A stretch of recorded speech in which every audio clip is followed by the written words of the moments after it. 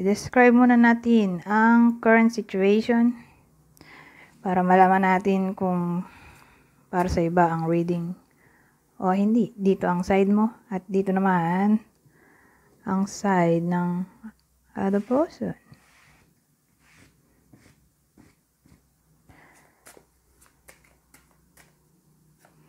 So, dito side mo.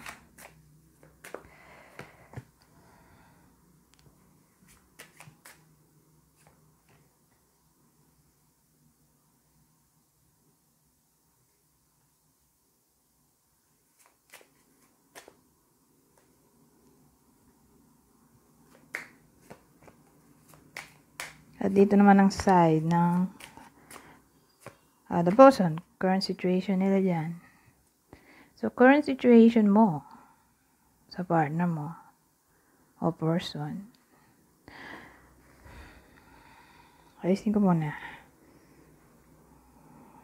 Kasi gagawin ko tong thumbnail eh.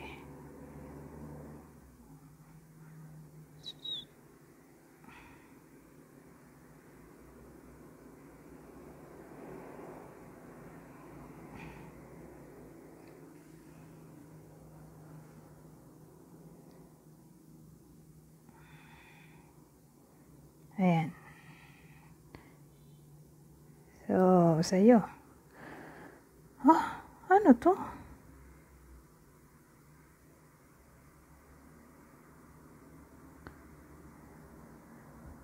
Current situation mo?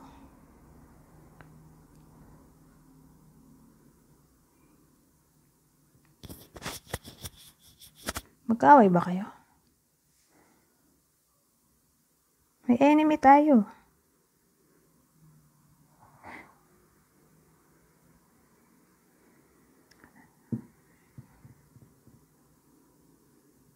Ang dating kasi dito, ikaw yata yung third party.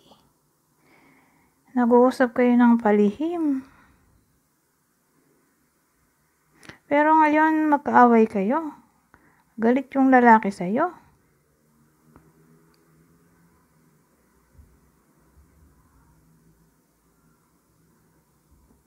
Ewan ko. Kung no contact kayo, galit sa'yo yung partner mo.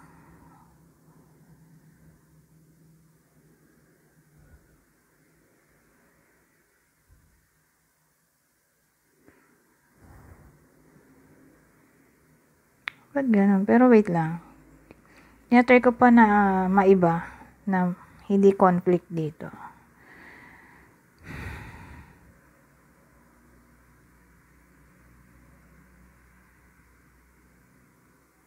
Pero ang show,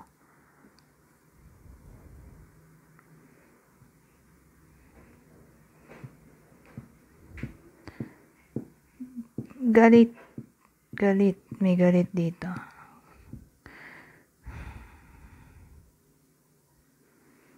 Kasi kung dito,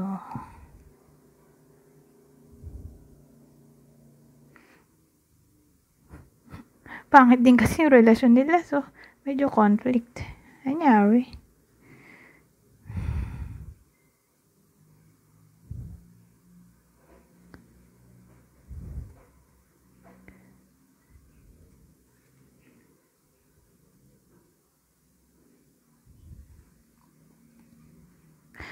Ito na naisip ko.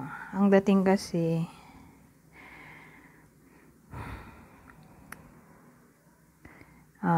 hindi ko alam kung sino makaka-relate sa kwento na to. OMG. Parang umamin ka doon sa the woman tungkol sa connection nyong dalawa. Sinabi mo o nalaman nitong other person ang tungkol sa connection nyong dalawa, pero more likely nanggaling sa side mo yung information tungkol sa iyo. Either sinabi mo literally dito sa other person yung connection nyong dalawa, kasi mukhang third party situation to na ikaw yung third party.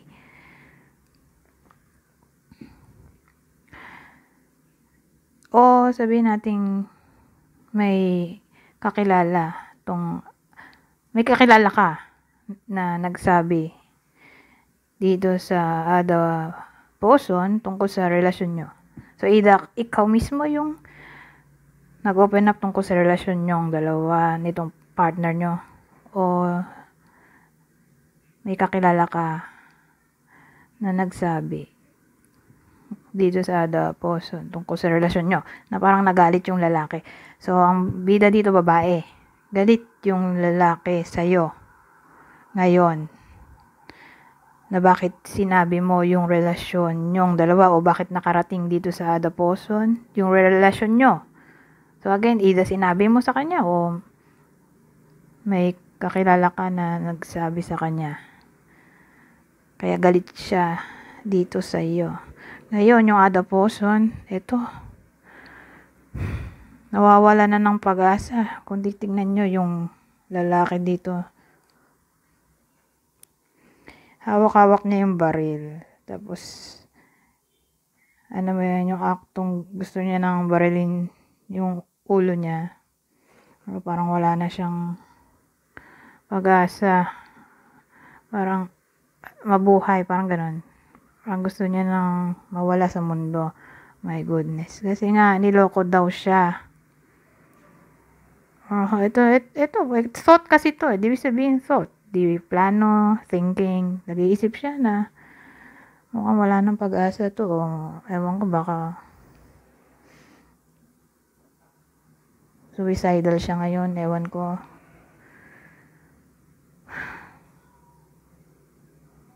More likely, ito yung feelings noong the woman. Kasi more likely, woman ka. Kasi lalaki to, galit. So again, kung dito para sa'yo, wag mo na panoorin. Pero yung energy, ganun yung tinakbo dito. So ewan ko kung may makarelate ba dito sa kwento na to. Masyadong detailed and specific. Feeling niya kasi binetray daw siya, niloko daw siya. False kasi to. Falseness. Feeling niya niloko daw siya ng partner nyo. Niloko daw yung other woman. Galit din siya dun sa partner mo.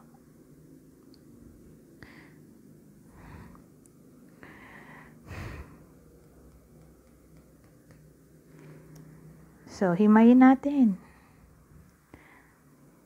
Ano kayang deck ang gagamitin ko?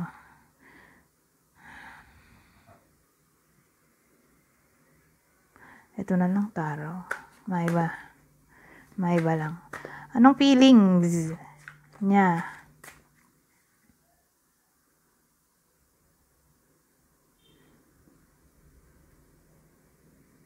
Kasi current situation mo to. Current situation nila. Feelings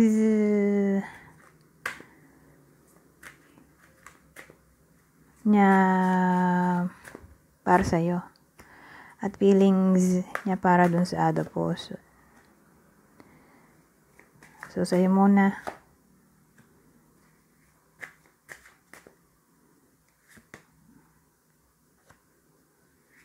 So, ito yung Ada Poson. Feelings niya dito.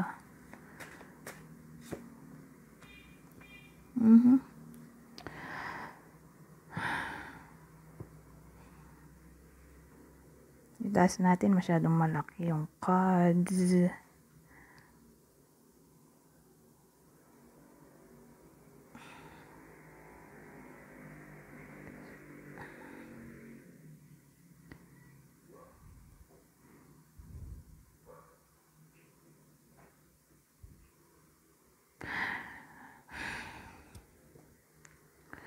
Well, ang dating sa akin, maganda kasi yung mga lumabas na cards, whether sa iyo o dito sa Ada Poson.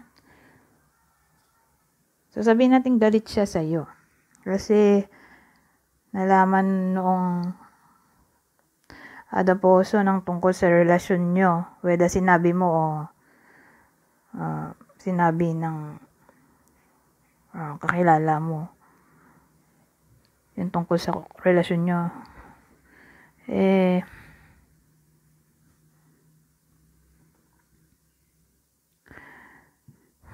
Siguro, eto, King of Swords. Feelings niya sa'yo.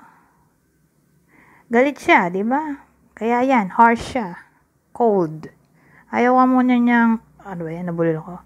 Ayaw ka muna niyang makita, makausap. Sa ngayon. Cruelty. Pero pag reverse yun eh. Pero, ewan ko. Whether reverse yan o upright. Basta King of Swords. Kahit Queen. Harsh para sa akin. Harsh magsalita. Cruel. O tawag dito. Abusive mentally. Verbally.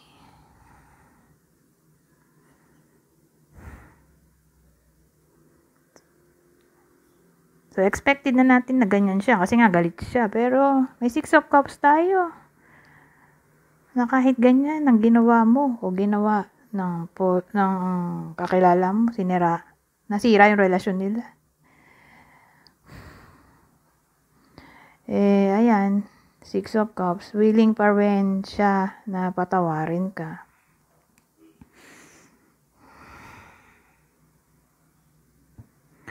Ngayon, King of Pentacles. Kasi, dito kasi, may pagka-husband material. So,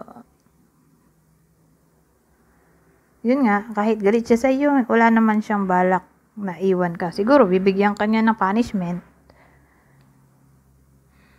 At kapag hindi ka sumuko sa punishment niya, tingin ko, hindi ka naman niya iiwan.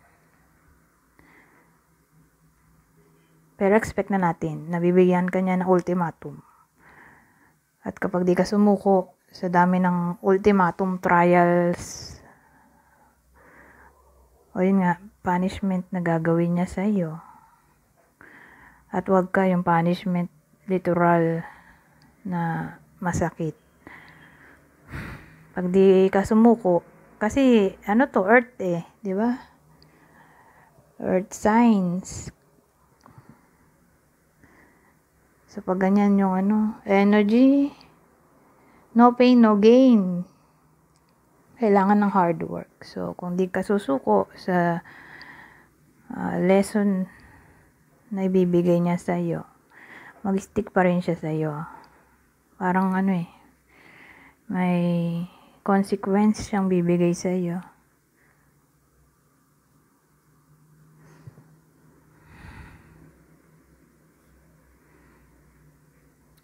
So, ayun. Pag di ka sumuko sa kasamaan na gagawin niya sa iyo, babalik siya sa iyo. Hindi ka niya iiwan. Ngayon, dito tayo sa the person. Feelings niya doon, kita mo naman, 2 of Cups to. Attracted talaga siya doon. Mas mahal niya yon kaysa sa iyo. Siguro kasi siya yung original kasi ikaw yung third party sa kwento na to. Triple 2 pala to.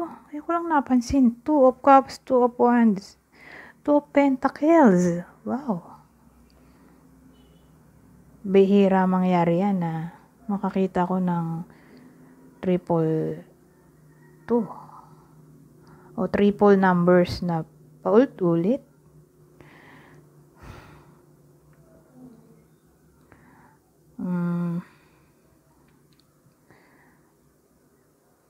Triple 2.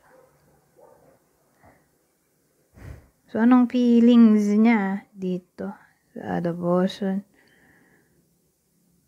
Seryoso talaga siya.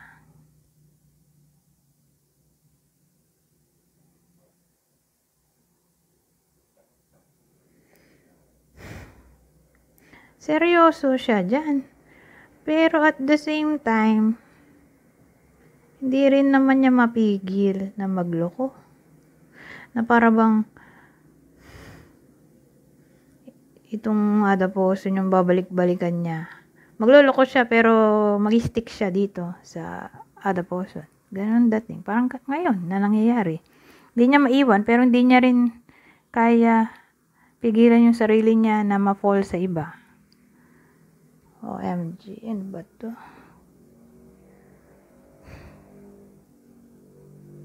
So sabihin natin mag-break kayo.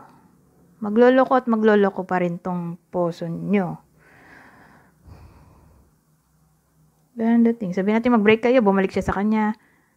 Tapos makailang taon, ilang buwan, may iba na naman siya. Yung person nyo. Hindi niya nga mapigil magloko. Dahil madali siya ma-attract sa iba. Pero again, hindi niya maiwan to. Itong person niya. For some reason.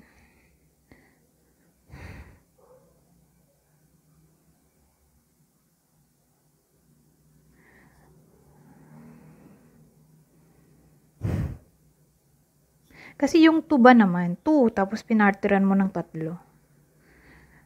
So, seryoso ka, pero may third party involved, diba? Kung isipin nyo maigi. 2 na napartiran ng 3. Partner kayo sa 2. Pero, dahil nga may 3, di third party. Laging may involvement na third party. Pero, yun, loyalty nasa iyo. Diba, weird? Kami nasa kanya. Ganun ang senaryo.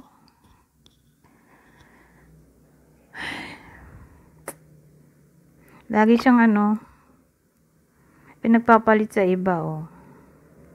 Kasi,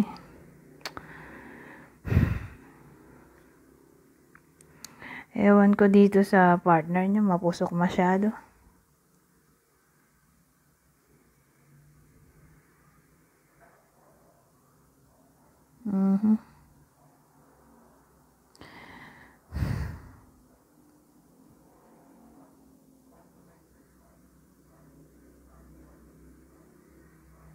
Ano siya? Dahil maraming anto, pwedeng may kinalaman siya sa indecision. Paiba-iba isip.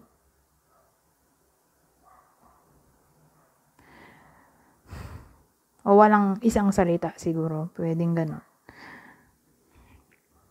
Anyways,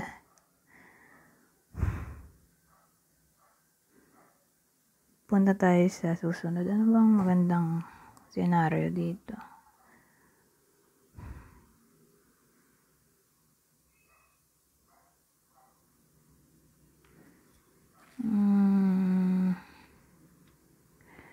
Advice na lang.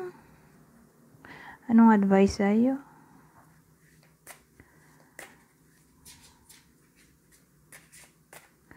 A general message para sa'yo ngayon. Brothers and sisters. Brothers and sisters. To get along with others. See the love and the best within them.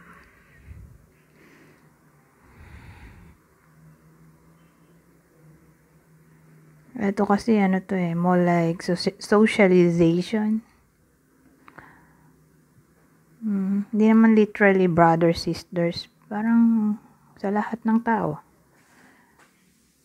I-treat na brothers, sisters, kahit hindi magkadugo. So, again, mukhang socialization to. Kasi to get along with others, see the love and the best within them. So, more like socialization to sa akin. So, advice sa'yo ay mag-socialize. Sa bagay. Mahirap kasi yung connection yung dalawa. Nakikihati ka lang. Diyos ko po. Gusto mo ba yun? Kahati ka ng pagmamahal. Sa lahat may kahati ka. Na para bang advice sa'yo ay to learn to socialize with others. Kasi who knows? Baka may mamit kang someone new. Light. So, light. See the light within yourself and everyone else.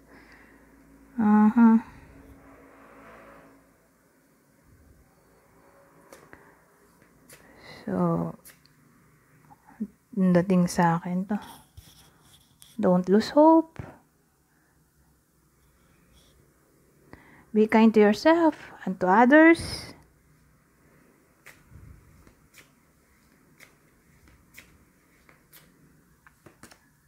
Curiosity. Well, sabi dito, start a project related to something you're curious about. So, simulan mo daw yung something na curious ka. Oh, who knows, baka itong tatlo magkakasama. Parang don't lose hope, na makikita mo rin yung someone new na mas better kaysa dito sa partner mo. Kasi in a relationship na siya sa iba eh. Na parang, ang dating sa akin, overall na advice ay maging curious ka na mag-meet ng someone new. Kasi tingin ko mas may better pa kaysa dito sa kaysa dito sa person mo ngayon. Don't lose hope. At maawa ka doon sa other person o other woman, di ba? Kakaawa din naman. Nasasaktan siya dahil sa iyo. Tandaan, may karma. So, masaya ka nga. May nasasaktan ka ng mga iba.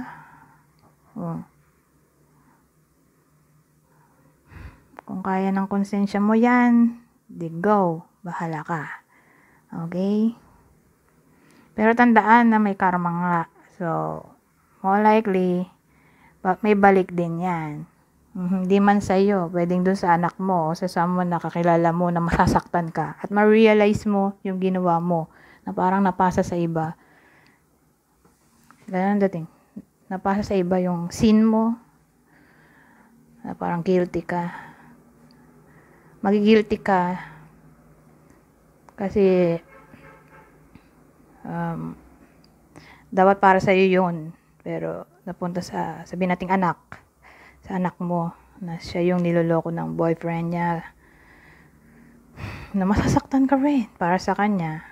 Ganon. Kung di man tumama sa iyo to, ay pwede doon sa anak mo o sa someone na ka-close mo. Pwedeng best friend kung wala kang anak, best friend mo o ka-close mo na friend o cousin, sibling. So, clue. Magbibigay tayo ng walong clue. Pero wag masyado mag-pay attention dito dahil dagdag info lang ang mga to. Ang clue ay pwedeng vice versa. Hindi mo pa nakikilala. So, more likely, yan yung sinasabi ko na someone new. Na beta kaysa dito sa person mo ngayon. V. Ito V sa whole name o nickname. 4 na yung tao sa kwento na to na pwedeng tamaan nitong clue. Ikaw, person mo, other person, at someone new. So, BC. Ito matcha. May broken chin. Magaling sa English. S.